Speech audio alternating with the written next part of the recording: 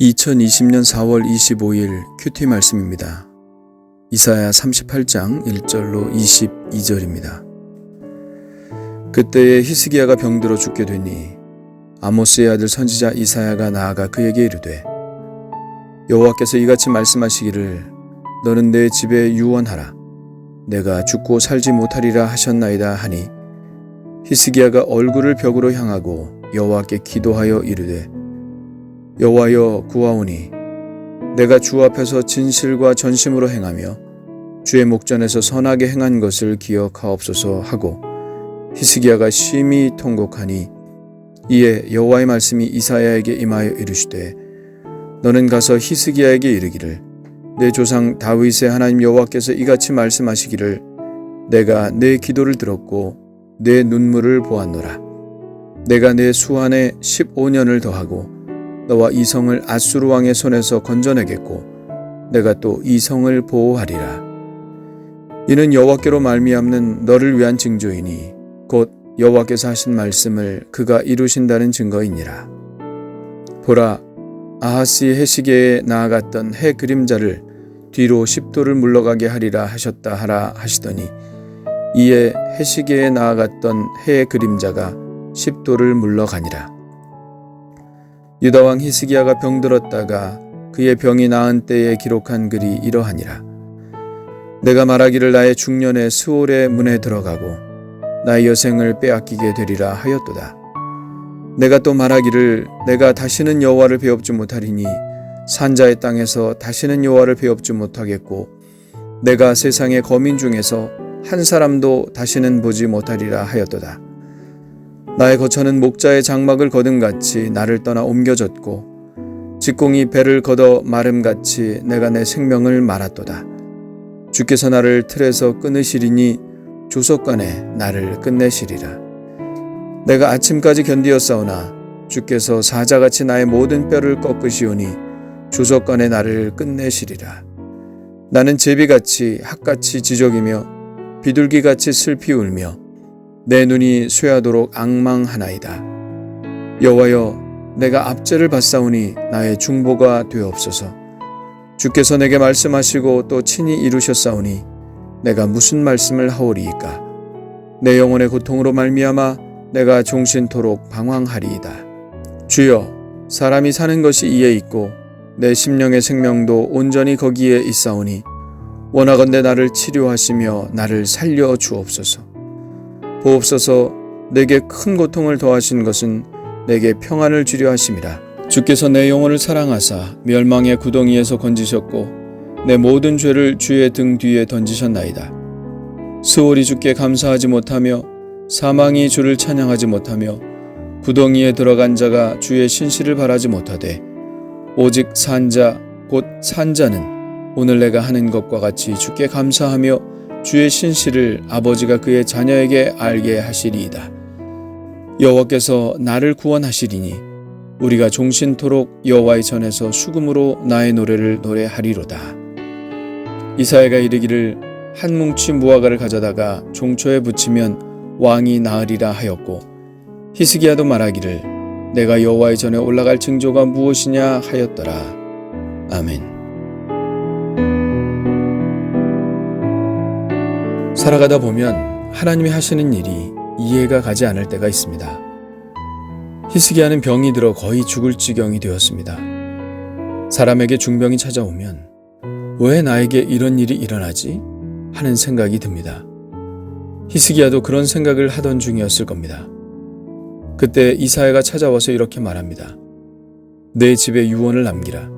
내가 죽고 살지 못하리라.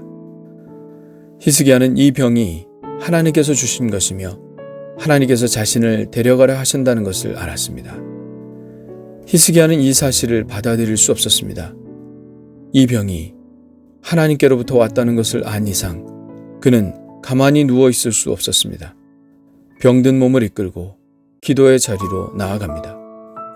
아무것도 보지 않고 아무런 방해도 받지 않겠다는 듯 얼굴을 벽으로 향하고 기도하기 시작합니다. 오직 하나님만 바라보고 기도하겠다는 뜻입니다. 히스기야는 눈물로 호소합니다. 나를 치료하시며 나를 살려주옵소서. 매달렸습니다. 그는 비둘기같이 슬피 울며 눈이 쇠하도록 하나님을 앙망했습니다. 히스기야는 하나님께 기억해달라고 호소합니다. 자신이 하나님 앞에서 진실과 전심으로 행한 것을 기억해달라고 합니다. 하나님의 눈앞에서 항상 선하게 행했던 것을 기억해달라고 합니다. 그는 심히 통곡했습니다. 한창 일하고 인생의 평안함을 누릴 중년의 나이에 이 땅을 떠나야 하는 자신의 운명을 통탄해했습니다. 내가 무슨 죄가 그리 많기에 하나님은 나의 생명을 거두어 가시는가?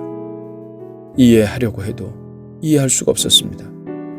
하나님 앞에 진실하고 선하게 행하려고 노력한 것 하나님이 잘 아실 텐데 자기에게 이런 가혹한 시련을 주시는 것이 이해가 가지 않았습니다.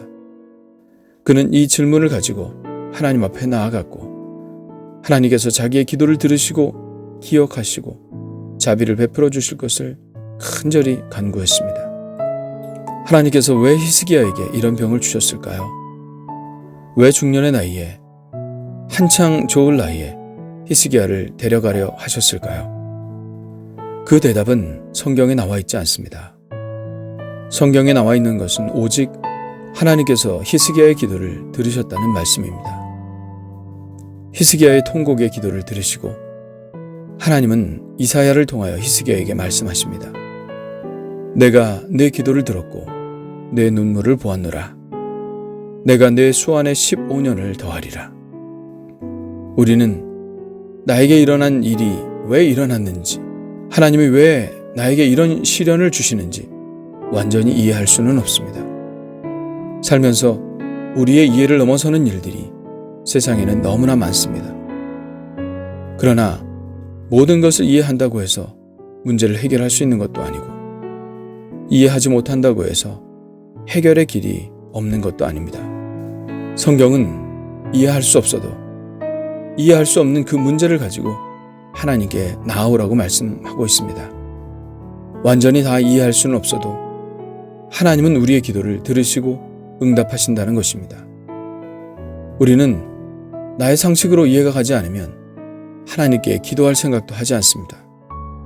그러나 우리는 이해할 수 없는 문제를 가지고 하나님께 나아가야 합니다.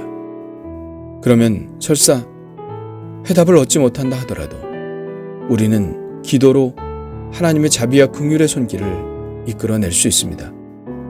하나님의 계획을 바꾸시게 하는 가능성은 오직 기도밖에 없습니다. 히스기야가 하나님께 이렇게 매달려 기도한 것은 사람의 죽고 사는 것은 오직 하나님께 달려있다는 사실을 알았기 때문입니다.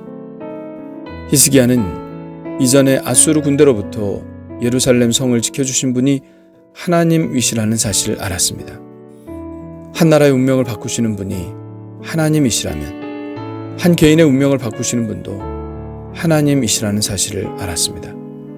그래서 그는 모든 일의 주관자 되시는 하나님께 기도했습니다. 그렇습니다. 이것이 우리가 하나님께 매달려 기도해야 하는 매우 현실적인 이유입니다. 모든 것은 하나님의 주관하심 속에 있습니다.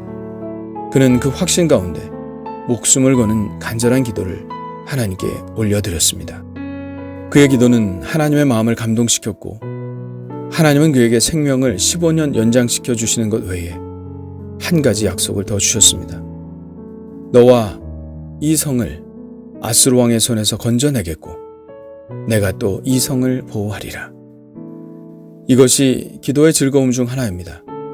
우리가 기도하면 우리가 기도한 것 외에 하나님은 더 풍성하게 해주신다는 것입니다. 솔로몬이 지혜를 구했으나 부와 명예도 주신 것처럼 기도하면 문제가 해결될 뿐만 아니라 우리의 신앙도 성장하고 하나님을 더 사랑하게 되고 인생에 자신감도 생기게 되고 그것 때문에 더 큰 은혜와 복을 받게 됩니다. 완전한 절망 가운데 시작된 눈물의 기도는 히스기야에게 오히려 더 큰 복의 약속을 얻는 기회가 되었습니다. 이것이 바로 기도의 기적입니다. 주님, 기도만이 한 나라의 운명과 개인의 운명을 바꿀 수 있다는 사실을 다시 한번 확신하게 해주셔서 감사드립니다. 제가 히스기야와 같은 눈물의 기도를 드렸던 것이 언제였던가요? 주님 앞에 다시 간절한 기도를 드리는 사람이 되기를 원합니다. 모든 것의 주관자 되신 하나님을 믿게 하시고 모든 문제들에 대해 하나님께 간절히 구하는 사람이 되게 하옵소서. 예수님의 이름으로 기도합니다. 아멘.